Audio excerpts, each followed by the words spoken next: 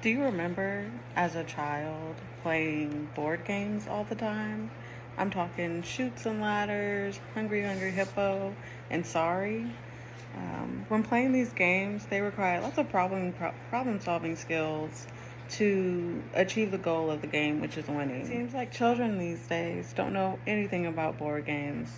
All the fun these days are now in video games. And with that being said, a lot of people may think that video games don't require the same problem solving skills as board games. While there can be mindless games out there that don't have to require any problem solving skills, even games that you wouldn't think of these days do require problem solving skills, and they involve goals and strategies.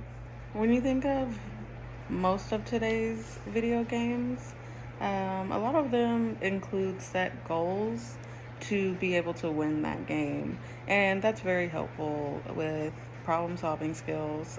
These goals could be figuring out a puzzle, trying to figure out how to get out of like a trap box, or having to eliminate so many players to be the winner of the game. And that requires lots of problem solving skills, and it also requires strategies. And everyone knows strategies when you're thinking outside of video games requires problem solving skills, which means, sitting there and thinking about how can I achieve my goal of the game. Also, a lot of today's games or video games require concentration. You have to be focused to win the game, and that's also required in problem solving skills. Being attentive of what's going on inside of the game to be able to win. And this is especially true in most of your shooter games or first person games. You have to stay concentrated to achieve that goal of the game, which is winning. As stated before, the types of games really affect whether or not they require problem solving skills.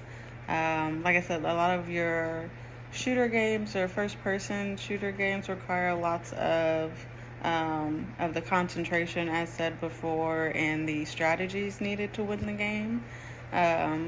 Also, more of even like your kind of open world games, they still require some type of problem solving to achieve the end of the game, or there's missions throughout the game that you have to achieve to, up your character to help you win the game.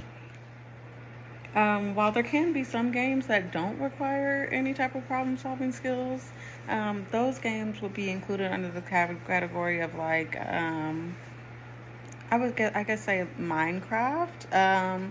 There's no set point in the game of you have to do this or you have to do that. It's kind of just free world building, doing your own thing.